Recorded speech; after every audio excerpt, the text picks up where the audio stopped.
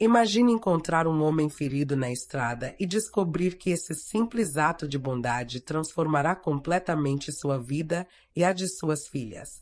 Esta é a história real de Maria Santos, uma viúva corajosa que enfrentou a pobreza, o preconceito e as adversidades com uma determinação impressionante. Uma narrativa que prova como a bondade genuína pode criar conexões inesperadas e mudar destinos para sempre.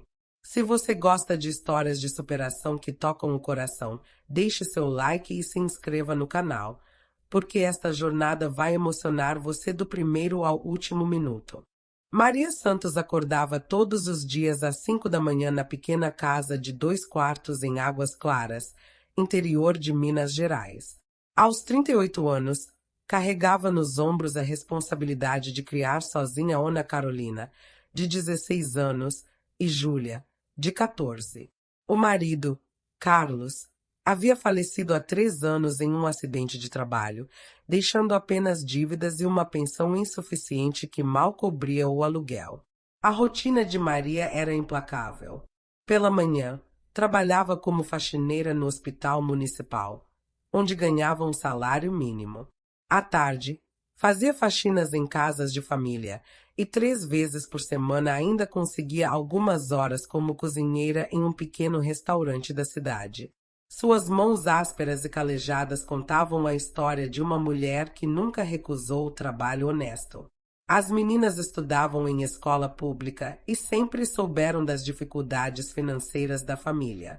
Ana Carolina, a mais velha, já falava em abandonar os estudos para trabalhar e ajudar em casa, mas Maria era inflexível. Ela própria havia parado de estudar cedo para casar e não queria o mesmo destino para as filhas. A casa onde moravam era simples, com móveis antigos e eletrodomésticos que viviam no limite do funcionamento. O sofá da sala tinha remendos visíveis, mas estava sempre limpo e arrumado. Maria fazia questão de manter tudo organizado, mesmo nas condições mais difíceis. Dizia às filhas que pobreza não era desculpa para desleixo. Os vizinhos respeitavam Maria pela dignidade com que enfrentava as adversidades. Dona Conceição, da casa ao lado, sempre comentava como admirava a força daquela mulher. Maria nunca pediu ajuda a ninguém, mesmo quando passaram dias comendo apenas arroz e feijão, porque o dinheiro havia acabado antes do fim do mês. As contas atrasadas se acumulavam sobre a geladeira. Conta de luz com aviso de corte, carnê da casa própria em atraso há 2 meses, e a mensalidade do plano de saúde que ela mantinha apenas para as meninas, cortando gastos consigo mesma.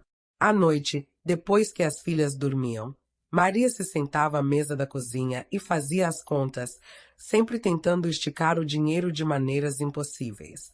Ana Carolina demonstrava maturidade além da idade, ajudando com os afazeres domésticos e cuidando da irmã menor quando a mãe trabalhava até tarde. Júlia, mais sonhadora, desenhava em cadernos velhos e falava em ser artista um dia. Maria sempre incentivava os sonhos das filhas, mesmo sabendo das limitações financeiras que enfrentavam. Durante as madrugadas insones, Maria olhava o teto do quarto e se perguntava se conseguiria manter as meninas na escola até terminarem os estudos. O medo de não conseguir dar um futuro melhor para elas a mantinha acordada, mas também alimentava sua determinação. Cada dia era uma batalha, mas Maria Santos estava acostumada a lutar. Era uma quinta-feira chuvosa de setembro quando a vida de Maria tomou um rumo completamente inesperado. Voltava tarde do trabalho no restaurante, dirigindo sua velha Saveiro 1998 pela estrada que ligava o centro da cidade ao bairro onde morava. O para-brisa embaçado e o limpador defeituoso tornavam a visibilidade ainda pior naquela noite tempestuosa. Por volta das 10h30, os faróis de seu carro iluminaram algo incomum à beira da estrada. Um carro de luxo, um BMW preto, estava capotado no acostamento, com o motorista caído ao lado do veículo. Maria diminuiu a velocidade, o coração acelerado. Muitas pessoas passariam direto, especialmente naquela hora e com aquela chuva, mas algo dentro dela não permitiu que continuasse. Parou o carro e saiu sob a chuva torrencial. O homem estava inconsciente, com um corte profundo na testa e respiração irregular.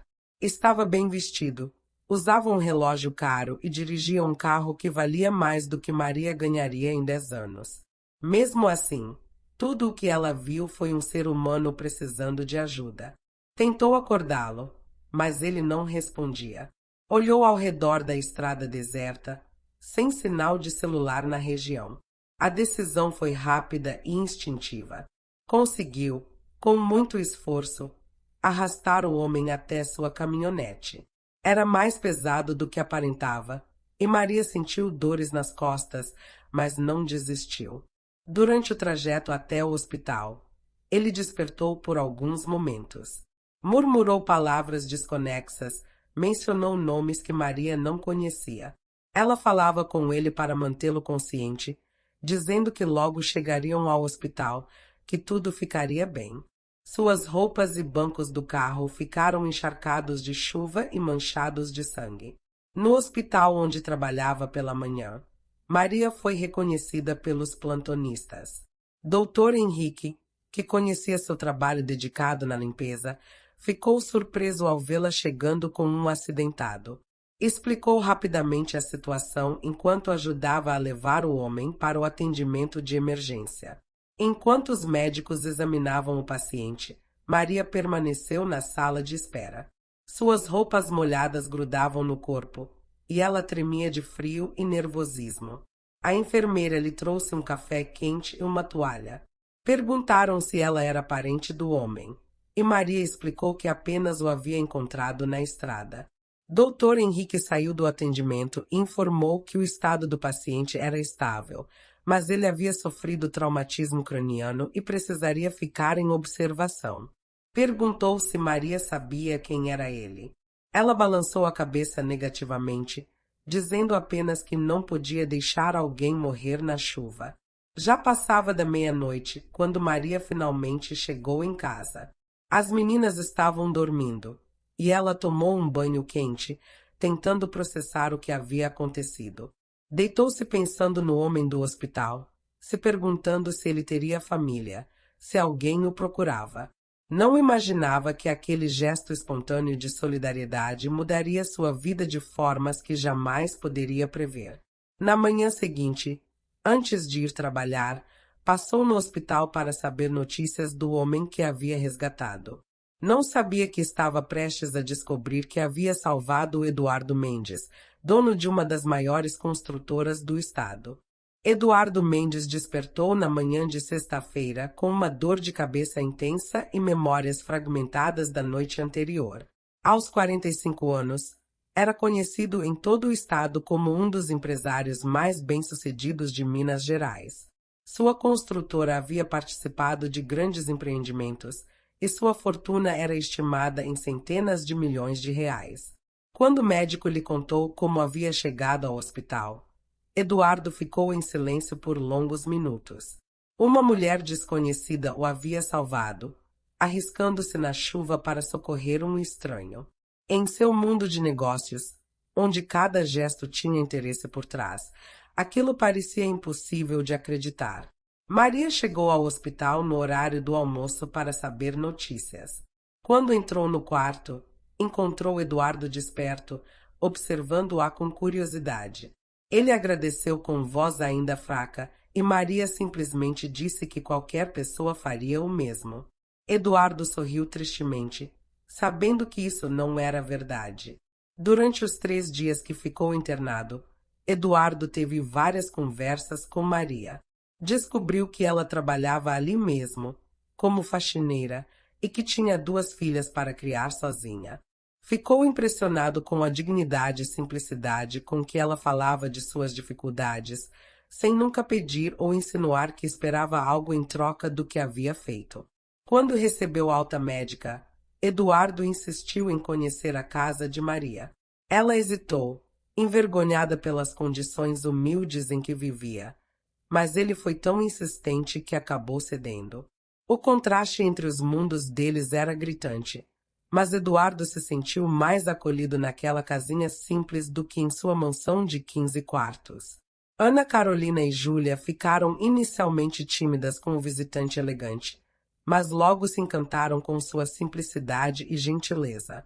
Eduardo conversou com ela sobre a escola, sonhos e planos para o futuro. Ficou emocionado ao perceber como eram inteligentes e determinadas, apesar de todas as limitações financeiras. A notícia de que Maria havia salvado um milionário se espalhou rapidamente pela pequena cidade. Os comentários eram dos mais variados. Alguns admiravam sua bondade, outros sussurravam que ela certamente tinha segundas intenções. Dona Rosália, conhecida por sua língua afiada, espalhou que Maria estava se fazendo de santinha para conquistar o homem rico. As suspeitas aumentaram quando Eduardo começou a visitar regularmente a família. Ele genuinamente apreciava a companhia delas, algo que não sentia há anos. Sua própria família era marcada por interesses financeiros e relacionamentos superficiais. Com Maria e as meninas, sentia uma conexão humana verdadeira. Maria começou a perceber os olhares de desconfiança dos vizinhos e colegas de trabalho. Algumas pessoas mudaram a forma como a tratavam, como se ela tivesse mudado overnight. No hospital, cochichos cessavam quando ela passava pelos corredores. A situação a deixava desconfortável, mas Eduardo a tranquilizava dizendo que logo as fofocas passariam. Um dia, a irmã de Maria, Cláudia, veio visitá-la visivelmente irritada. Havia ouvido comentários na cidade sobre a sorte grande que a irmã havia dado e queria saber suas verdadeiras intenções com o empresário. Maria se sentiu ferida pela desconfiança da própria família, tentando explicar que apenas ajudou alguém em necessidade. O que mais doía em Maria era a insinuação de que ela não seria capaz de atrair um homem como Eduardo por seus próprios méritos, que necessariamente havia algum interesse por trás. A pressão social começou a afetar sua autoestima, fazendo-a questionar se deveria manter distância para preservar sua reputação e a das filhas. Eduardo percebia o desconforto crescente de Maria e se sentia culpado por ser a causa indireta de seus problemas. Começou a entender que sua presença, por mais bem-intencionada que fosse, estava complicando a vida da mulher que havia salvado a sua. O que você acha da história até aqui? Deixe sua opinião nos comentários sobre como Maria deveria lidar com essa situação delicada. Eduardo percebeu que sua presença estava causando problemas para Maria e decidiu tomar uma atitude. Não era homem de meias medidas, e sua gratidão pelo que ela havia feito era profunda demais para simplesmente desaparecer de suas vidas. Porém, conhecia Maria o suficiente para saber que ela jamais aceitaria dinheiro ou presentes caros como forma de agradecimento. A estratégia que bolou foi cuidadosa e respeitosa. Primeiro, ofereceu trabalho para Ana Carolina em sua empresa, um estágio remunerado no setor administrativo que permitiria à jovem estudar e trabalhar simultaneamente. Maria hesitou, mas Eduardo argumentou que a menina tinha capacidade e mérito próprios, que não se tratava de favor, mas de oportunidade. Também descobriu que Júlia tinha talento real para desenho e sugeriu aulas particulares de arte com uma professora renomada da capital. Quando Maria protestou sobre não poder pagar, ele explicou que a professora era sua prima, que fazia trabalho social e não cobraria nada. Maria desconfiou, mas não conseguiu provar que era mentira. Para Maria, Eduardo teve uma abordagem diferente. Soube através do Dr. Henrique que o hospital precisava de uma supervisora para a equipe de limpeza, cargo que pagaria 3 vezes mais que o salário atual dela. Conversou discretamente com a administração e sugeriu Maria para a posição, destacando sua dedicação e conhecimento do hospital.